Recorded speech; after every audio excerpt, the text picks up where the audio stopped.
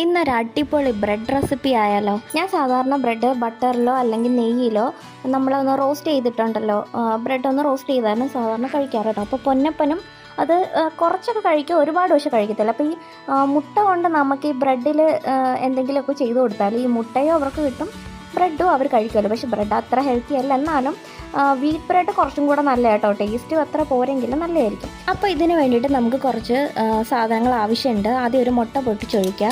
അത് നമ്മുടെ ബ്രെഡ് എത്ര എടുക്കുന്നത് അതനുസരിച്ച് എടുക്കാം കേട്ടോ. പിന്നെ അതിലോട്ട് കുറച്ച് സവോള, കുറച്ച് തക്കാളി, പിന്നെ കുറച്ച് മുളക് പൊടി, കുറച്ച് കുരുമുളക് പൊടി, കുറച്ച് ഉപ്പ്, പിന്നെ ചാട്ട് മസാല വേണമെങ്കിൽ ഇട്ടാൽ മതി കേട്ടോ. അങ്ങനെ അത് നന്നായിട്ട് മിക്സ് ചെയ്ത് മാറ്റി വെക്കുക. നമ്മുടെ ബ്രെഡ് എടുത്തിട്ട് അതിൻ്റെ നടുക്കഷ്ണം ഇതുപോലെ ഒന്ന് കട്ട് ചെയ്ത് മാറ്റി വെക്കുക കേട്ടോ.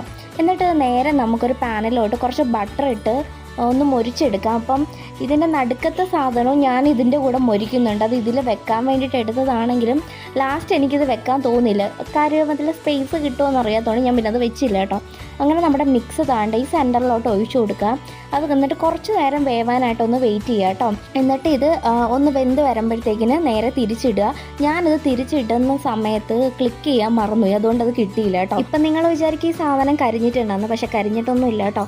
കരിഞ്ഞതിൻ്റെ ടേസ്റ്റ് ഒന്നുമില്ല, ഒന്ന് ചെറുതായിട്ടൊന്ന് മുരിഞ്ഞു പോയി, അത്രയേ ഉള്ളൂ. ഇത് ചൂടോടെ കഴിക്കാൻ നല്ല ടേസ്റ്റാണ് കേട്ടോ. വൈകിട്ടത്തേന് ചായക്കോ അല്ലെങ്കിൽ രാവിലെ ബ്രേക്ക്ഫാസ്റ്റിനോ ഒക്കെ എടുക്കാം. അപ്പോൾ എല്ലാവരും ട്രൈ ചെയ്യാം. അത്രയേ ഉള്ളൂ. ടാറ്റാ.